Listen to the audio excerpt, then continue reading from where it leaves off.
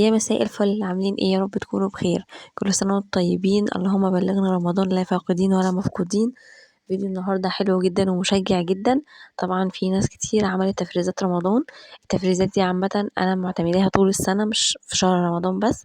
ليه؟ لان هي بتوفر عليكي وقت ومجهود وفلوس كتير جدا.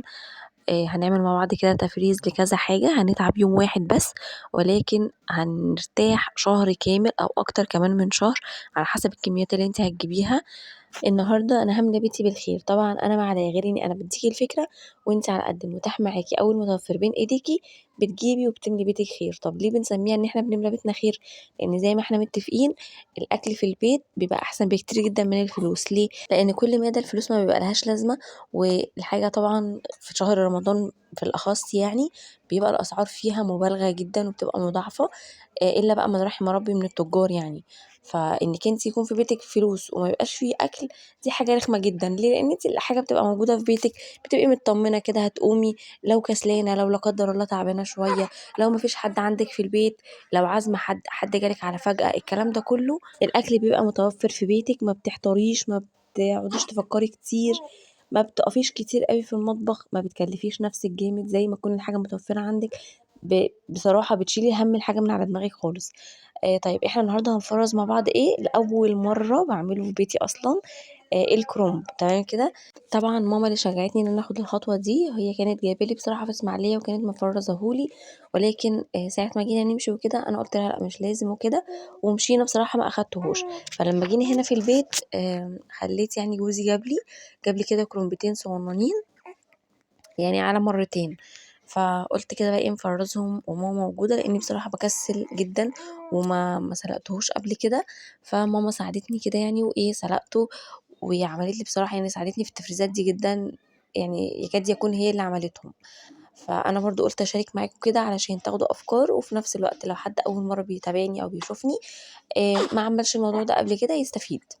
فرزنا يعتبر أهم حاجات هنشوفهم مع بعض دلوقتي واحدة واحدة. طبعا الأفكار كتير والحاجات كتيرة جدا في السوق. كل حاجة هتقولي لي حاجة غالية، مفيش اي مشكله. احنا قلنا قبل كده اكتر من مره، قلتلكوا ازاي نفرز الحاجه او نخزن في بيتنا او نشيل اكل من غير ما نحس ان احنا ضغطنا نفسنا وضغطنا جوازتنا واخدنا فلوس من الميزانيه جت على البيت والكلام ده كله. قلتلك قبل كده هتبقي مثلا نازله هتجيبي اكله اليوم، لو انت بتجيبي اليوم بيومه، مثلا هتجيبي كوسه النهارده، بدل ما هتجيبي نص كيلو هاتي كيلو الا ربع، بدل ما هتجيبي كيلو الا ربع هاتي كيلو. صدقوني الموضوع ده بيفرق جدا. هتجيبي نص هاتي كيلو على حسب سعر الحاجه، يعني لو الحاجه غاليه قوي زودي حاجه بسيطه خالص، ان شاء الله نص كيلو، ان شاء الله ربع كيلو. الربع كيلو مش هيعمل لك اكله، ولكن ربع كيلو على ربع كيلو صدقيني هيعمل لك اكله، هيوفر معاكي. هتلاقي نفسك في مره وفر لك في اكله، هتلاقي نفسك ممكن تعملي طاجن خضار مشكل من ما فيش اصلا من حاجات انت جايباها، يعني مش حاطاها في الحسبان اساسا. فاهمين الفكره ايه؟ فهي دي السياسه اللي انت حاولي تمشي بيتك عليها، هتفرق معاكي جدا. بصوا هنا بقى انا طبعا زي ما شفتوا كده سلقت الكرنب، وبعد كده طلعناه نسيبه يعني ايه يبرد كده شويه، مش هينفع نستخدمه وهو سخن قوي كده. ممكن تنزليه تحت الميه الساقعه. تمام كده. عشان برضو لو سبتيه كده في السخونيه بتاعته يتكمر مع بعضه بيديله سوا زياده شويه. هنا كان في كرومبايه لسه على جنب، احنا عملنا واحده في يوم والتانية عملناها تاني يوم، لان اليوم ده كنا عاملين اكتر من حاجه. كان في خضار برضو، قلت بدل ما يتركن كده في التلاجة لغايه ما يدبل وما نستخدمهوش، فروحت برضو مقطعاه بالشكل ده وحطيته وعمل معايا كيسين. طبعا الخضار بيبقى اسهل حاجه ممكن تفرزيها، لان يعني بيتكسر معاكي بسهوله جدا، فممكن تحطي الكميه كلها تقسميها على كيسين بالكتير. تمام كده، على حسب برضو الكميه اللي انت جايباها. فانا الكميه بتاعتي صغنطوطه فعملت معايا الكيسين دول، بالنسبه لي حلوين جدا استخدمهم على كذا مره، ولو هعمل محشي ممكن استخدمهم على مرتين. تمام كده. بصراحة للأمانة أنا صحيت لقيت ماما كانت عاملة لي كل حاجة، مش متذكرة الخضرة دي، لأ ماما برضو اللي كانت مخرطاها بصراحة. صحيت من النوم لقيت ماما عاملة الخضرة دي، كانت غسلاها ومنضفاها وقطعتها، وكمان الجزر برضو نفس الحكاية نضفته وقطعته كده، والبسلة برضو كانت فصصتها وغسلتها كويس.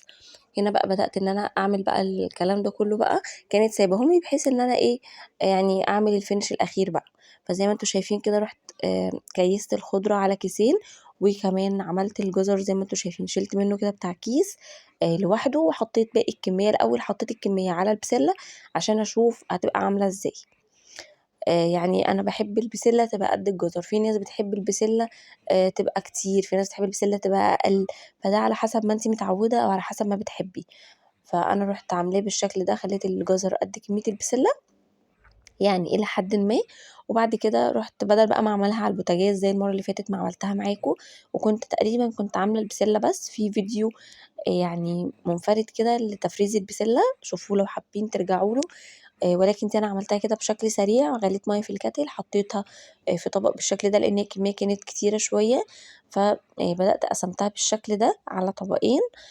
عملت أول كمية وبعد كده شِلتها من المَيّة وحطيت الكمية التانية بالشكل اللي أنتم شايفينه ده.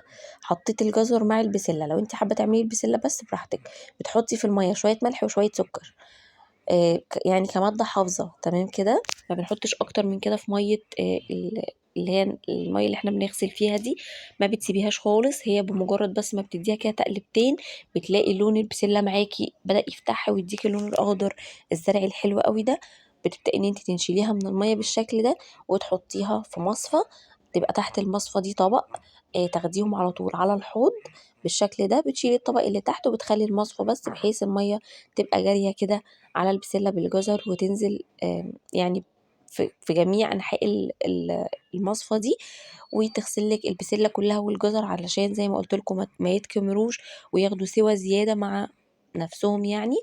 وبعد كده تحطي الطبق بتاع التصفية تحت المصفى بتاعتِك وتسيبيها تاخد راحتها خالص وتتصفى على مهلها، وبعد كده تبدئي إن أنتِ تشيليها في أكياس. دي الطريقة الصح، إن أنتِ لمّا تيجي تفرّزي أي حاجة أيًا كانت خضار، فاكهة، أيًا كان، حتى اللحوم ما يبقاش فيها نقطة مَيّة واحدة، يعني تسيبي الحاجة تاخد راحتها خالص في التصفية. تمام كده. بعد كده دخلنا على الحاجة اللي بعدها، وهي كانت اللي هي الطماطم بالبصل يعني، اللي هي التخديعة بمعنى أصح اللي إحنا بنعملها سواء لطبيخ سواء لمحشي أيًا كان، هي في العموم أو في المعروف يعني اسمها تخديعة المحشي. ليه؟ لإن المحشي أكتر حاجة بتاخد معانا وقت، فالتخديعة اللي هي بقى تقشّري بصل لسه وبتصلّصي طماطم، بصراحة بيبقى حوار. أنا عامةً الصلصة ما بتتقطعش من بيتي، الصلصة اللي هي المتفرّزة مش بتتقطع من بيتي نهائي.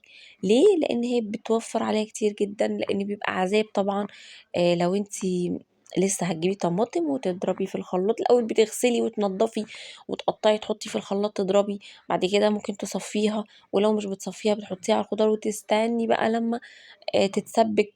إيه يا جماعة إيه؟ يعني بجد إحنا مش هنقضّي حياتنا كلّها في المطبخ، إحنا بنبقى عاملين التفريزات كلّها اللي تتخيلوها واللي ما تتخيلوهاش، في الآخر بنقف برضه بنلاقي نفسنا بناخد وقت في المطبخ، غير بقى لو أنتِ بتعرفي إن أنتِ تنجزي نفسِك وتخرجي يعني بأقل وقت ممكن، فاللي هو بجد أنتم بتعملوا في نفسكم كده ليه؟ ما تقوليليش لأ الحاجة مش زي الطازة، معلش هي وجهات نظر ووجهة نظرِك تُحترم وكل حاجة، ولكن حضرتك بتعذبي نفسِك، يعني حتى لو مش هي إحنا مش بنسيبها في الفريزر سنين. شهور، ممكن من الموسم للموسم، هنكذب؟ لأ مش هنكذب، من موسم للموسم الحاجة مش بنسيبها لغاية ما تتحول ألياف وفايدتها تروح، ولكن يعني بنحاول إن إحنا نعمل حاجة بكميات معقولة، اللي هي نلحق إن إحنا نخلّصها على ما الحاجة الجديدة تكون نزلت. ولكن طبعًا الموضوع ده بصراحة أنا مش ماشية بيه في التوم وفي الطماطم، يعني بصراحة للأمانة. على فكرة أنا أول مرّة أفرّز اللي هي التخديعة دي، ما باشيلهاش كده خالص، أنا باعمل الطماطم والبصل باعمله طازة بطازة، ولكن لمّا آمم البصل غِلي كده، طبعًا أنا مفرّزة ويعتبر البصل غالي. النقطة التانية غير إن البصل غِلي، إني أنا حاليًا الوقت الحالي صعب جدًا، جدًا إني أنا أقف لسه أقطّع بصل والكلام ده كلّه، يعني عايزة أي حاجة تنجز لي وقتي، أي حاجة تقلل وقفتي في المطبخ، أي حاجة تساعدني عامةً، فاهمين؟ طبعًا هو المساعد ربنا وكل حاجة والمُعين ربنا، ولكن برضه أنا يعني كسِت أنا مش عايزة أهلِك نفسي وأتعب نفسي، كفاية المجهود اللي عليَّ في بيتي، في رعاية ولادي، في عامةً يعني في العموم، أكيد ليّا أنا كشخص ليّا متطلبات في يومي، يعني أبسط حقوقي وأقل حقوقي، لإن أنا آخُد بالي من نَفْسي عامةً، إن أنا أعرف أنام كويس على الأقل الوقت الكافي إن هو يخلّيني أقدر أواصل أول ما أصحى، فاهمين الفكرة إيه؟ فلازم أحاول إن أنا أسهِّل على نَفْسي الدنيا وأسهِّل على نَفْسي الأمور أكتر من كده.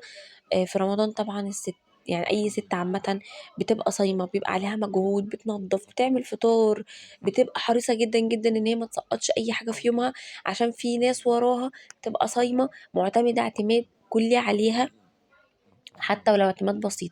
بتلاقي لو انت عندك اطفال او حاجه، فدول بيبقوا معتمدين اعتماد كلي في يومهم عليكي انت كأم. فاهمين الفكره ايه؟ ف... فيعني نساعد نفسنا، ما نضغطش نفسنا ونيجي على نفسنا ونقول لا. البصل اقطعه مثلا اول باول زي ما انا كنت بعمل. انا لما كان عندي الفرصه دي كنت بعمل كده، ولكن الموضوع مش موضوع غلاء اسعار بس، ولكن لا يعني بجد بجد انا محتاجه كل دقيقه في يومي. فبدات ان انا اعمل الموضوع ده، قطعت البصل بالشكل ده، سالت ماما طبعا على الكميه اللي هي تحتاجها، لان انا كنت مصلصه طماطم. هي ما كانتش كميه كبيره زي اللي انا بعملها كل مره، ولكن دي قلت هاخد منها كام كيس كده طماطم بس، وهاخد منها الباقي اعمله مع البصل. بصوا البصل يعني هو طبعا البصل الابيض ده بيخس جدا، انا عامه مش من محبينه خالص، انا من عشاق البصل الاحمر. يعني انا متعوده عليه وبحبه، وبحب طعمه في الاكل وكل حاجه، ولكن ده المتوفر حاليا عندي. يعني في القاهره ما بيبقاش كتير قوي زي في اسماعيليه، في اسماعيليه بيبقى الاحمر كتير قوي. فجبت من اللي هو الابيض ده اللي كان عندي، فبدات قطعته كده، لان زي ما قلنا بيخس، فالاحسن ان انتي بتديله تشويحه كده من غير اي ماده دهنيه الاول، بينزل ميته، وبعد كده بتحطي الماده الدهنيه بتاعتك. انا بصراحه ما عملتش كده، انا حطيت الزيت والسمنه الاول، وبعد كده نزلت بالبصل. اخد بقى التشويحه بتاعته التمام، ووصل كده لحجمه المناسب.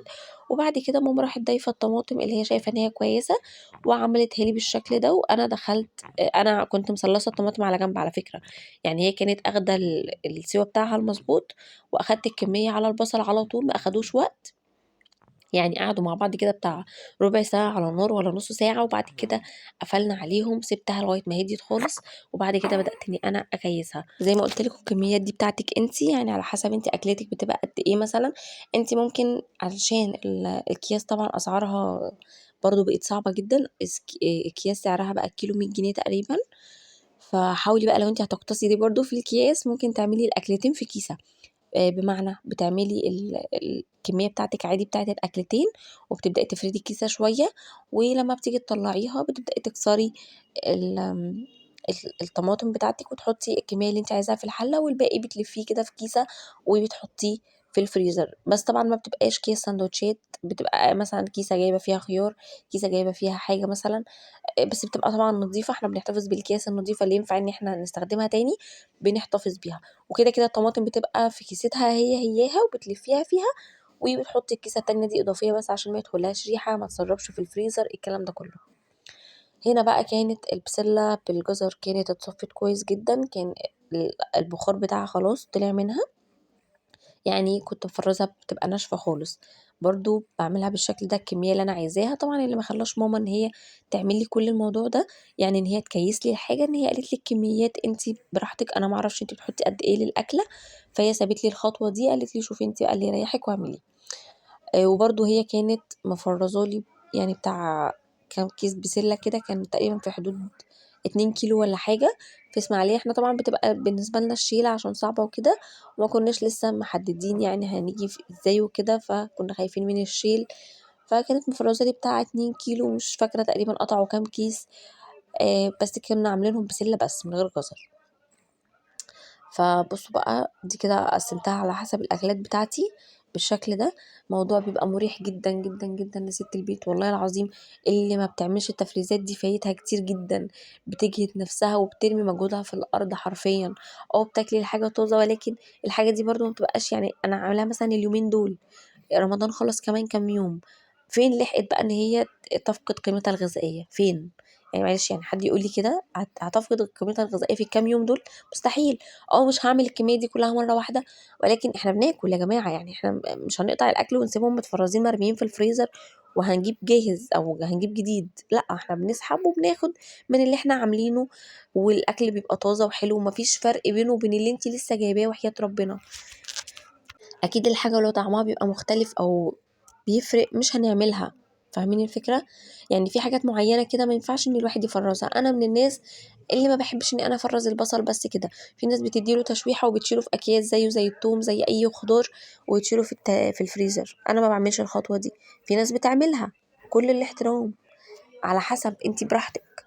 التوم انا ما جبتش توم على فكرة السنة دي خالص خالص، يعني ما جبتش توم. انا معتمدة على التوم اللي انا كنت مفرزاه معاكم السنة اللي فاتت، ومعايا وشغال معايا زي الفل وريحة وطعم وكأني لسه فرماه.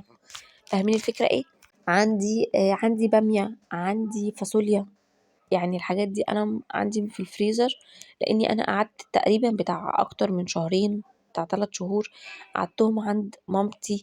فالحاجة قعدت معايا في الفريزر ما استخدمتهاش، مش لأي سبب غير اني انا ما كنتش متواجدة في بيتي، بس هي دي الفكرة. غير كده انا بطلع وبستخدم حاجتي وباكل وبعمل احلى حاجة في بيتي ومفيش اي مشكلة. ولكن انا ما جبتش لا فاصوليا ولا باميه، لاني انا عندي اوريدي. اللي هجيبه ايه زي ما انتوا شفتوا كده، جبت البسله علشان اكتر حاجه بستخدمها واكتر حاجه في الخضار انا بحبها. وجبت طماطم، انا عندي طماطم ولكن حسيت ان هي خلاص يعني قربت بتنهار. فبدات اني انا جبت، لاني لا غنى عنها طبعا وتقعد معايا من السنه للسنه وتعدي كمان السنه وانا بستخدمها ومفيش اي فرق ومفيش اي اختلاف في الطعم. عملت الإضافة اللي هي بتاعة التخديعة دي زي ما قلت لكم علشان الوقت بتاعي مش أكتر. عملت الكرومب ده علشان لو نفسنا كده جابتنا عليه ولا حاجة في رمضان طبعا بيبقى حلو جدا. أنا عامة أنا من عشاق اللي هو المشكل، المحشي المشكل. ولكن برضو يعني من وقت للتاني كده الواحد بيحتاج برضو إن هو إيه، يعمل طبق محشي كرومب كده كنوع من التغيير ولا حاجة، فيكون موجود عندي. زي ما انتوا شايفين كده الورق طبعا احنا سيبناه لغايه ما هدي خالص، وبعد كده ماما قطعتهولي اخدته بره كده في الصاله على الترابيزه وقطعتهولي بالشكل اللي انتوا شايفينه ده. في ناس بتقطع يعني الورقه بورقتها اللي هو الصابع المحشي، بتقطع الورق كده صوابع. فاهمين الفكره؟ ولكن ده بصراحه بيبقى مجهود قوي. انا بمسك الورقه كده اقطعها على 3 مثلا، ارميها قدامي على الطبق، ابدا احشيهم واقطع الورقه اللي بعدها وهكذا. ما بتاخدش اي مجهود خالص ولا وقت. هي نفس الفكره، ولكن بحسها بتاخد منك وقت وانتي بتشيليها. مش عارفه بقى، انا ما فرستوش قبل كده، ولكن انا بشوف الناس يعني على اليوتيوب بيعملوا. بصوا هنا جبت بقى، نزلت الميزان بتاعي ده وبدأت وزنتهم بالظبط بالظبط. يعني سبحان الله ايدي ميزان يا جماعة. الاتنين جم قد بعض بالظبط وحياة ربنا. قطعوا أكلتين معايا، يعني الكيسة من دي أكلة مش هيبقى جنبها أي محشي تاني طبعا. وفي نفس الوقت برضو بصوا بقيت أوزن كده الطماطم بتاعتي. بصوا أوزانهم برضو كانت مقربة لبعضها. وفي حاجة تانية أنا بفرزها اللي هي الكوسة. ناس كتير بتستغرب إن أنا بفرزها. أنا مش بفرزها التفريز اللي هو زي باقي الخضار، لا. يعني الكوسة بيبقى يعني عمرها أقل منهم طبعا. ولكن أنا شايفة إن هو عادي والله. ولكن يعني علشان ما بنسيبهاش فترة طويلة برضو تحسي لونها بيغير شوية للأمانة. لونها بس اللي بيغير، ولكن هي عادي. فانا ما بسيبهاش فتره طويله في الفريزر، يعني بجيب كميه قليله خالص زي ما قلت لكم كده. ممكن تزودي بالربع كيلو. الحاجه اللي هي تزوديها في الربع كيلو دي اللي هي ايه، اللي هي كوسه. هاتي مثلا ربع كيلو زياده قطعيه، هينفعك مثلا في شوربه خضار، هينفعك مثلا لو بتعملي لسان عصفور بالخضار، لو بتعملي طاجن خضار مشكل. يعني فاهمين الفكره؟ هينفعك تقطعيها كده وتشيليها في الفريزر، مفيش اي مشكله خالص. وتطلعيها على الاستخدام على طول، بتستخدميها متلجه ما بتسيبهاش تفك. كده انا خلصت التفريزات بتاعتي، وكده يكون الفيديو بتاعنا خلص. اتمنى يكون الفيديو عجبكم وتكونوا استفدتوا لو بحاجه بسيطه خالص. واستنوا الفيديو الجاي برضو هنكمل مع بعض التفريزات. طبعا لو استفدتوا ما تنسونيش في اللايك، وكمان تشتركوا في القناه لو اول مره تشوفوا قناتي، وفعلوا زر الجرس على الكل عشان يوصلكوا كل اشعار بفيديوهاتي الجديده. واستنوا مني فيديو جديد. باي باي.